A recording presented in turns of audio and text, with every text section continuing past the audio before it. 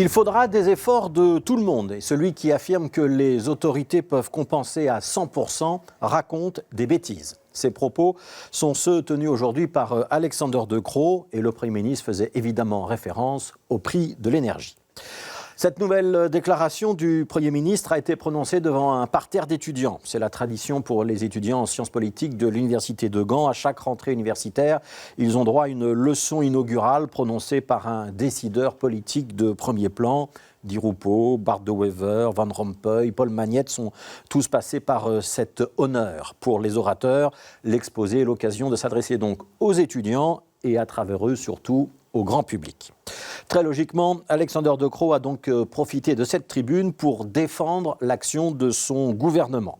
Interrogé sur le prix de l'énergie, mais aussi sur le prix des spaghettis au restaurant universitaire, ça ne s'invente pas, le Premier ministre a mis en avant des mesures déjà décidées par le gouvernement Vivaldi, le tarif social, la baisse de la TVA.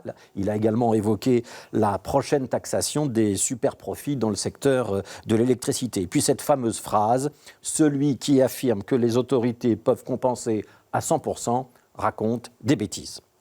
Alors on doit reconnaître à Alexander De Croo le mérite de la continuité. Le libéral flamand avait déjà alerté l'opinion en annonçant que nous allions vivre 5 à 10 hivers difficiles.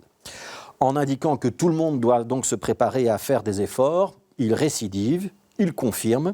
C'est plutôt une posture inhabituelle pour un Premier ministre dont le discours traditionnellement doit plutôt inspirer la confiance, la stabilité.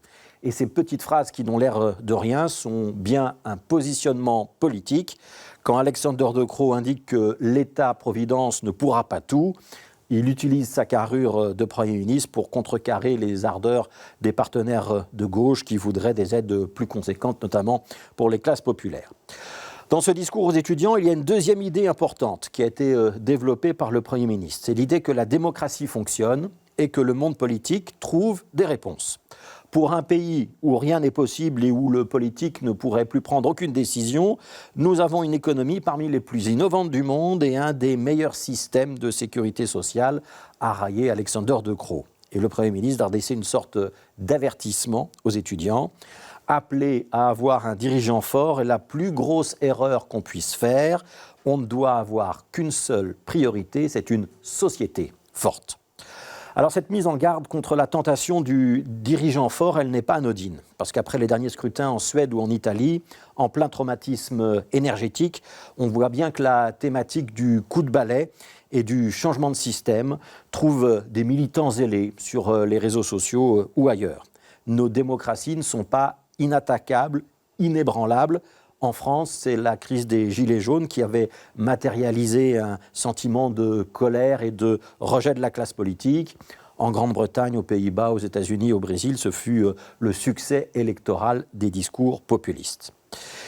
Et oui, en Belgique aussi, les raisons d'être en colère ne manquent sûrement pas.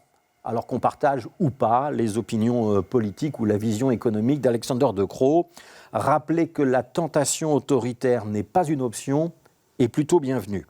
Et ce ne sont pas les scores réalisés par le Vince Belang dans les enquêtes d'opinion qui nous feront penser le contraire.